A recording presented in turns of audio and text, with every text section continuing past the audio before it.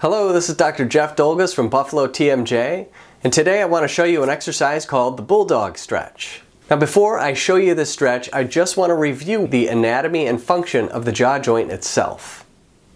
So this is my friend Fred the Head, and Fred is wearing what I call the St. Patrick's Day orthotic in Kelly Green. Fred is going to show us and demonstrate what happens in the jaw joint structure, which is right here. This is the TMJ, when he opens and closes his mouth. Now you'll see that during this first stage of opening, early opening, the jaw joint goes through what we call just a simple hinge or rotational movement. If I move in a little closer, what happens here is the condyle of the jaw simply rotates. It stays in the socket and just hinges like a simple hinge joint. Now, we humans, because we stand upright, have to be able to open wide enough to get food in our mouth. So we are built to be able to unhinge our jaw like so when we open wide. Now if you have a limited opening, meaning you can't open your jaw or your mouth as wide as you used to be able to, I would strongly encourage you to go to the nearest dentist who focuses his or her practice on TMJ dysfunction and get yourself a diagnosis. So when you open further than about a finger's width, further than about 20 millimeters, the jaw joint goes through what's called a translation movement, where the ball, the condyle, and we'll zoom in here a little bit, the condyle slides forward on the eminence, the articular eminence of the temporal bone, and the jaw unhinges itself. So this is, as far as I know, the only joint in our bodies that is built to dislocate. The best way to exercise the translational movement of the mandibular condyle is to move the lower jaw forward, a movement that we call protrusion. Now the Bulldog stretch is going to exercise this translation movement.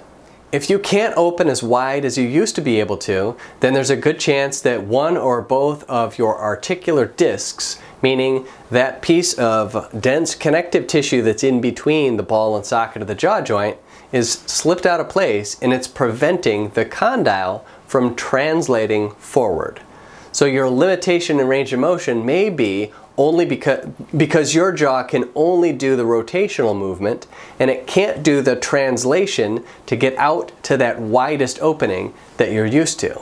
I'm going to caution you, when you do this movement, you should only be using the muscles that move the jaw. You should not be engaging your neck muscles, you should not be pushing your head forward, and you should not be pushing with a great deal of force in order to move your jaw this way. Another word of caution, if your jaw clicks or pops, there's a good chance that when you do this movement, the jaw is going to click and pop even louder, or it might not do it at all. So be very careful with this particular exercise, and don't do this one until you've already gone through my How to Cure the Clicking Jaw videos 1 through 5. So here's the exercise. You're going to put your fingers gently on the front of your chin.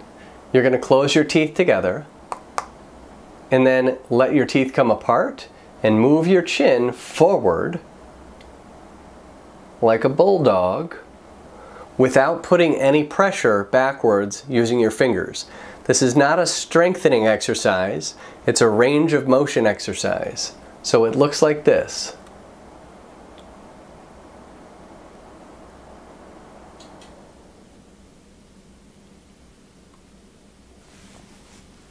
When you do this bulldog stretch, pay attention to your posture.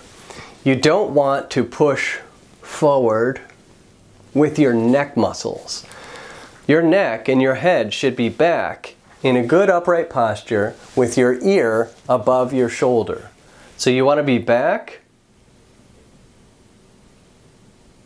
and push your chin forward. And then allow it to retract back again. It's important that you do this exercise only through the range of motion that's reasonably comfortable to you. Don't push your body beyond the limits that you can perceive. If you push it too hard, you're likely to injure yourself and make the problem worse. Now I want to show you a variation on the Bulldog exercise that incorporates a cervical retraction movement that's commonly used in physical therapy to improve people's posture. The way that you'll do this is you think about it as your fingers holding your chin in a position. Now you're not putting any pressure on your chin, remember. You're just using your fingers to locate it and keep it in the same position in space. And then you're going to move your head back away from your chin. So the hand stays in the same place, but the whole head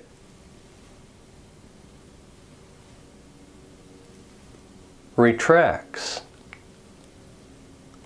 This variation is a little advanced, so exercise caution if you're going to try it. I would recommend that you do this stretch 3 to 5 times a day and do about 8 to 10 repetitions, 8 to 12 repetitions each time.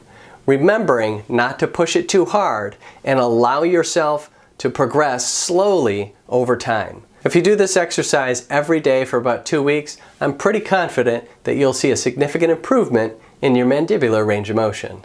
I hope you find this exercise helpful. Please leave comments and questions down below. If you like this content and you'd like to see more videos like this, please hit subscribe. My name is Dr. Jeff Dolgus, and I'll see you next time.